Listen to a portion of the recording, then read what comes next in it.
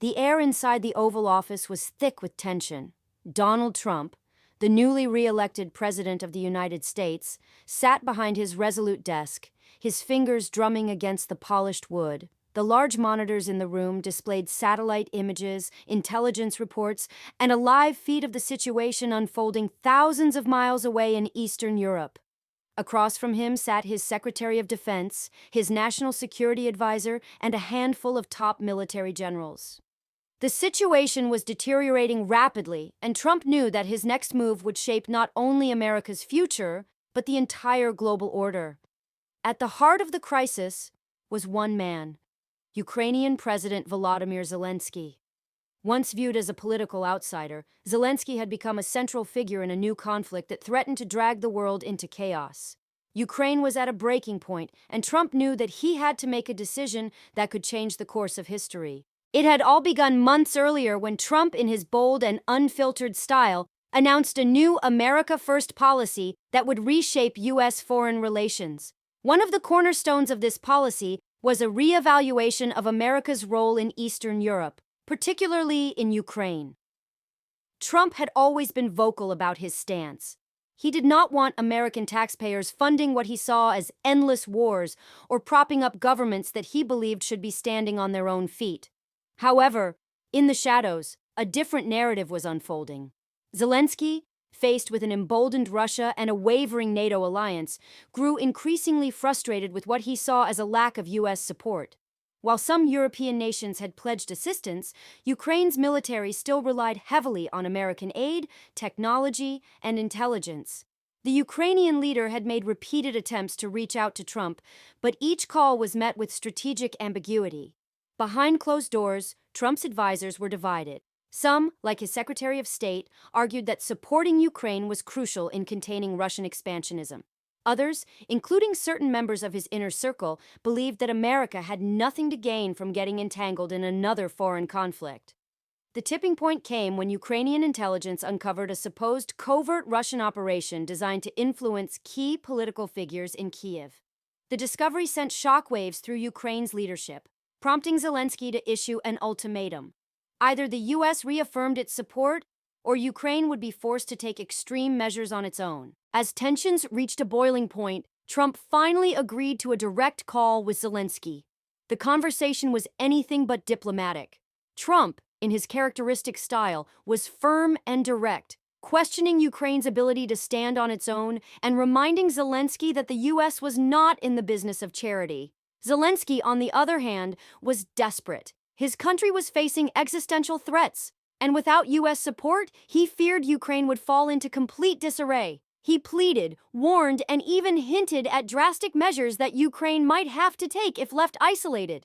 The conversation grew heated, with Trump challenging Zelensky's leadership and reminding him that past administrations had failed to resolve the Ukrainian crisis despite years of intervention. Little did both leaders know that their words would soon be leaked to the press, triggering a global firestorm. Within hours, excerpts of the conversation found their way into the media. Headlines exploded across major networks. Some outlets framed Trump's stance as a betrayal of an ally, while others lauded his commitment to keeping America out of unnecessary conflicts. In Ukraine, the response was immediate. Protests erupted in Kiev, with citizens demanding stronger action against Russia and more decisive leadership from Zelensky.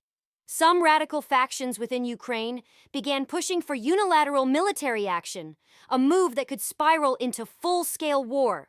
Meanwhile, in Washington, Trump was unfazed. He doubled down on his position, addressing the American people in a primetime speech.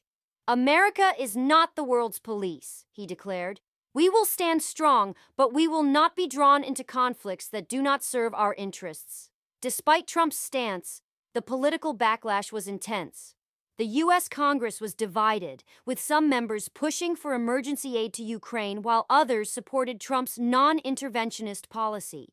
The situation was further complicated when a faction within the intelligence community suggested that elements within Ukraine might be willing to take drastic actions to secure American support, actions that could lead to unforeseen consequences. As the world watched, Zelensky found himself at a crossroads. He knew that waiting too long would only embolden Russia, but moving forward without U.S. support would be dangerous. In a secret meeting with his top generals, he devised a bold and risky strategy. Ukraine would initiate a high-profile military operation designed to force America's hand. The operation, dubbed Iron Resolve, involved a series of coordinated strikes on key Russian-backed targets in eastern Ukraine. The goal was clear: demonstrate Ukraine's strength, expose Russian aggression, and force the US and NATO into a position where they had to respond. Trump, upon hearing of the operation, was furious. He saw it as a reckless move that could drag America into a war it had no interest in fighting. He issued an immediate warning to Zelensky, stating that the US would not tolerate being manipulated into a conflict. Yet the world was already teetering on the edge. Russia, angered by Ukraine's aggressive stance, mobilized its forces. The international community held its breath as military tensions in Eastern Europe reached their highest levels in years. With war seemingly inevitable, the world's most powerful leaders scrambled to find a resolution. Trump, despite his firm stance, knew that an all-out conflict in Ukraine could destabilize the global economy and threaten American interests in unforeseen ways. In a dramatic turn of events, he announced that he would meet Zelensky face-to-face in Geneva, along with other key world leaders, in a last-ditch effort to de-escalate the crisis. The meeting was one of the most highly anticipated diplomatic events of the decade. The world watched as Trump and Zelensky entered the negotiation room, their fates intertwined in a geopolitical chess game that had the potential to reshape history. As the doors closed behind them, one question remained. Would they find a path to peace, or had the world already crossed the point of no return?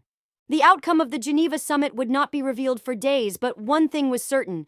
The Trump-Zelensky crisis had already left an indelible mark on the global stage. It was a battle of wills, a test of leadership, and a defining moment for the future of American foreign policy. And as the world held its breath, history was being written in real time. If you like this story, please don't forget to like the video and share it with your friends. Subscribe to our channel and turn on notifications for more inspiring stories. Remember, sometimes a small act of kindness can completely change a life.